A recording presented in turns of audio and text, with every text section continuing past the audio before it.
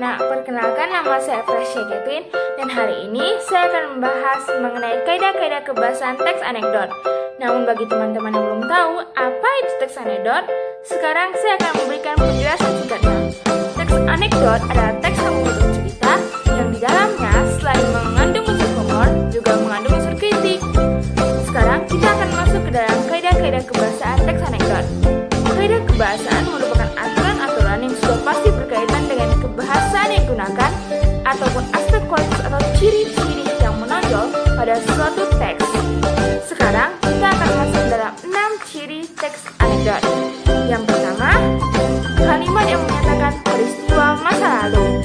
Yang kedua, kalimat retoris. Yang ketiga, kalimat perintah. Yang keempat, konjungsi temporal. Yang kelima, kalimat seru. Yang keenam, kata kerja aksi. Sekarang, mari kita bahas satu persatu kaidah kebahasaan yang tadi sudah kita dengar. Yang pertama, kalimat yang menyatakan peristiwa masa lalu.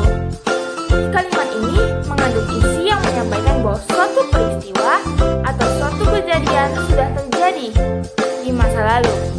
Contoh kalimatnya, pertama, pada zaman dahulu, di suatu negara hiduplah seorang petani yang rajin dan tekun. Pernyataan kalimat masa lalu ini terjadi terdapat pada kalimat pada zaman dahulu. Contoh yang kedua, suatu hari seorang warga dari Sukaraja mendatangi kantor polisi. Penggunaan kalimat pada peristiwa masa lalu terdapat pada kata suatu hari. Sekarang kita masuk ke kalimat ketiga, yaitu saat itu suasana kelas sedang hening karena Bu Eva sedang menyampaikan materi tentang ajab. Kalimat yang menyatakan peristiwa masa lalu terdapat pada kata saat itu. Apakah teman-teman sudah mengerti mengenai ciri kebahasaan pertama? Sekarang kita masuk ke dalam ciri kebahasaan yang kedua, yaitu kalimat retoris. Kalimat retoris merupakan kalimat tanya yang tidak memerlukan jawaban, karena jawaban dari pertanyaan yang sudah diajukan secara umum sudah pasti dan tidak perlu sebenarnya dipertanyakan lagi. Contoh-contoh dari kalimat retoris ada, saya memberikan 3 contoh. Yang pertama, apakah kamu ingin kaya? Kebanyakan orang akan menjawab jawaban ya daripada jawaban tidak. Kedua, siapa yang ingin masuk surga?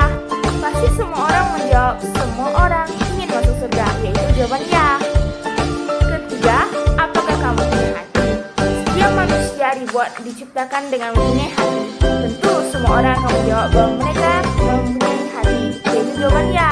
Jawaban itu sudah tidak perlu dipertanyakan lagi karena jawabannya sudah jelas dan diketahui oleh khalayak umum.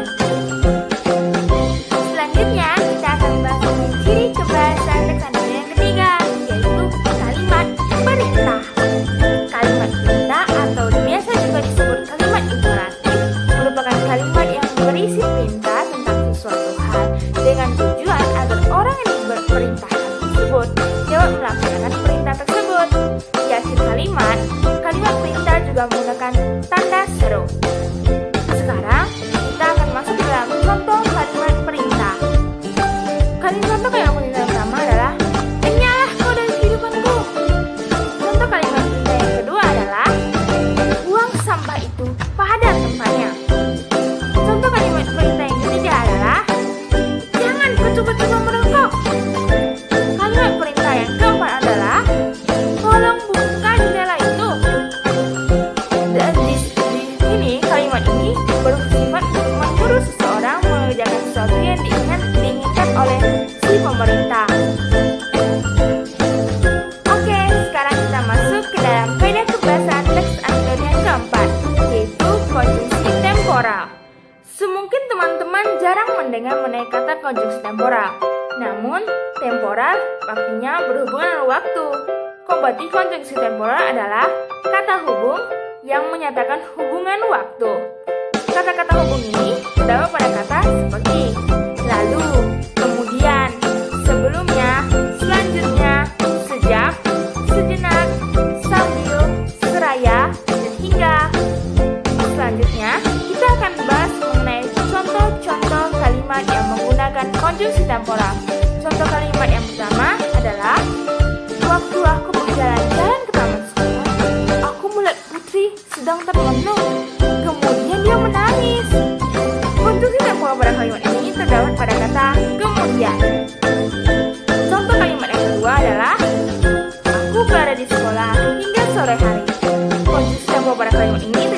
kata hingga.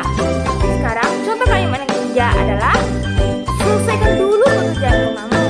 Selanjutnya, kau boleh main sepuasnya. Konstruksi tempo pada kalimat ini terdapat pada kata selanjutnya.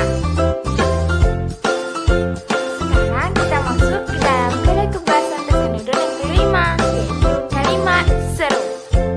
Kalimat seru merupakan kalimat yang digunakan seseorang untuk menggambarkan perasaan yang ada dalam diri seseorang, seperti marah, usang, sedih, gembira, dan berbagai macam lainnya.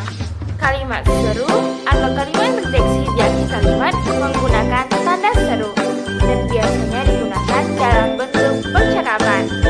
Sekarang, mari kita lihat contoh-contoh kalimat seru. Yang pertama, ih, tak sudi aku di pasarmu. Yang kedua, sialan, aku terjebak dengan gombalnya. Yang ketiga, asik, besok kita berangkat ke Korea. Yang keempat, wah, bajumu bagus sekali. Yang kelima, puji syukur kita bisa menikah. Yang keenam, astaga, aku sampai kaget mendengarnya. Yang ketujuh, gila, berani sekali dia mengkhianatiku. Yang kedelapan, hai Kevin, senang sekali aku melihatmu. Kalimat-kalimat ini biasanya digunakan dan termasuk dalam kalimat seru. Ayo, teman-teman pasti sudah tahu kan kaidah kebahasaan yang terakhir, yaitu verba atau kata kerja aksi. Kata kerja aksi merupakan kata kerja yang menyatakan subjek sedang melakukan suatu pekerjaan atau aksi dan bisa terlihat dari tindakan atau perbuatannya. Contoh kalimat yang menggunakan kata kerja aksi di sini saya menyediakan 3 kalimat. Yang pertama, ibu sedang mengiris bawang merah di dapur. Kalimat ini memberitahu bahwa ibu sedang melakukan suatu pekerjaan atau kata kerja aksi yang digunakan adalah mengiris. Kalimat yang kedua, untuk menambah pengetahuan, Vira selalu membaca buku pada waktu senggangnya. Kata membaca di sini merupakan kata kerja aksi dan buku menjadi objek dari kata kerja itu.